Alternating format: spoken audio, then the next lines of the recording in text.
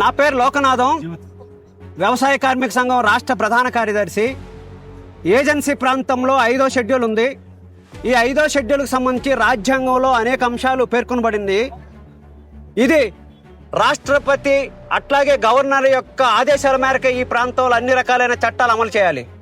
కానీ ఈరోజు 170కి సంబంధించిన దాంట్లో పెద్ద ప్రమాదం రాబోతూ ఉంది.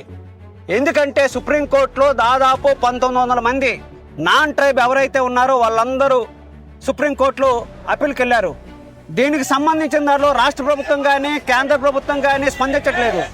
ఇది కానీ స్పందించకపోతే జీవో నెంబర్ 3 ఎట్లాగైతే సుప్రీంకోర్టు తీర్పిచ్చి 100% ఉద్యోగాలు లేకుండా ఇబ్బంది చేసిందో ఈరోజు 170 కూడా పెద్ద ప్రమాదం వస్తూ ఉంది. వెంటనే ఇప్పుడున్న రాష్ట్ర ముఖ్యమంత్రి గారు స్పందించాలని మేము డిమాండ్ చేస్తూ ఉన్నాం.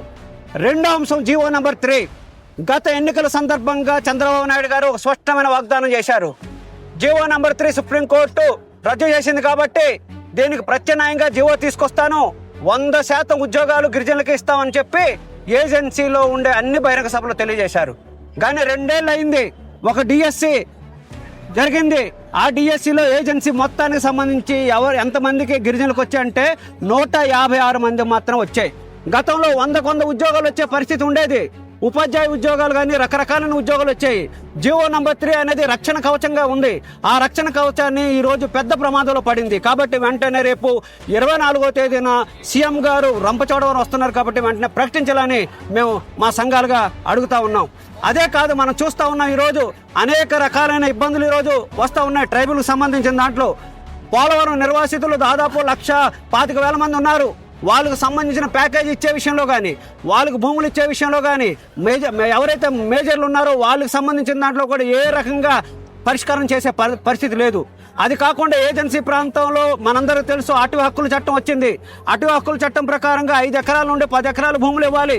కానీ నాన్ ట్రైబుల్ మాత్రం భూములు ఇచ్చే పరిస్థితి తీసుకొస్తున్నారు తప్ప గిరిజనులకు ఇచ్చే పరిస్థితి లేదు. కాబట్టి వెంటనే ఏదైతే అటవీ హక్కుల చట్టం ఉందో వాళ్ళు ఎవరికైతే అర్హత ఉందో వాళ్ళందరికీ పట్టాలు ఇవ్వాలనేది అనేక అంశాల మీద ఈరోజు మేము పెద్ద ఎత్తున ఉద్యమాలు నిర్వహిస్తూ ఉన్నాం. ఈ ఉద్యమం జరుగుతున్న నేపథ్యంలోనే ప్రభుత్వం సక్రమంగా స్పందించట్లేదు. ఎక్కడికక్కడే పోలీసులు పెట్టింది, ఎక్కడికక్కడే నిర్బంధకాండ ప్రయోగం చేసింది, ఎక్కడికక్కడే జీపుల్లో వచ్చే వాళ్ళకి, బస్సుల్లో వచ్చే వాళ్ళకి, అట్లాగే వెహికల్లో వచ్చే వాళ్ళకి నిర్బంధకాండ ప్రయోగం చేసింది. ఎంత నిర్బంధకాండ ప్రయోగం చేసినా చట్టాన్ని అమలు చేయమని చాలా ప్రశాంతంగా మేము ఆందోళన చేస్తూ ఉన్నాం. ఈ ఆందోళన కానీ స్పందించి ప్రభుత్వం కానీ ప్రకటన చేయకపోతే గిరిజనులు ఎవరైతే ఉన్నారో ఊరుకోరని స్పష్టంగా చెప్పదలుచుకున్నాం. ఎందుకంటే ఇదే కాదు, ఏజెన్సీకి సంబంధించిన దాంట్లో అదానీ అంబానీకి ఇవ్వడానికి సిద్ధపడుతున్నారు. అందులో భాగంగానే ఇప్పుడు ఈరోజు సుప్రీంకోర్టుకి దాఖలు చేశారు. మొత్తం అది 170 పోతే నీరు ఉండదు, భూమి ఉండదు, సహజ సంపదలు ఉండవు, మొత్తం కొల్లగొట్టే ప్రయత్నం చేస్తున్నారు. కాబట్టి పెద్ద ఆందోళనలో ఈరోజు యువకులు ఉన్నారు, గిరిజనులు ఉన్నారు. కాబట్టి దీన్ని అర్థం చేసుకొని రాష్ట్ర ముఖ్యమంత్రి గారు వెంటనే సానుకూలంగా స్పందించాలి. లేనట్లయితే మాత్రం గిరిజన సంఘాలన్నీ కలుపుకొని పెద్ద ఎత్తున ఉద్యమం నిర్వహిస్తామని ఈ సందర్భంగా తెలియజేస్తా ఉన్నాం. రక్షించాలి రాష్ట్ర ప్రభుత్వం 170 చట్టాన్ని.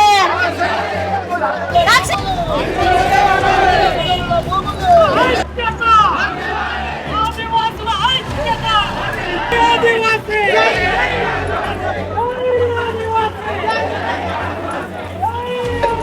kasih.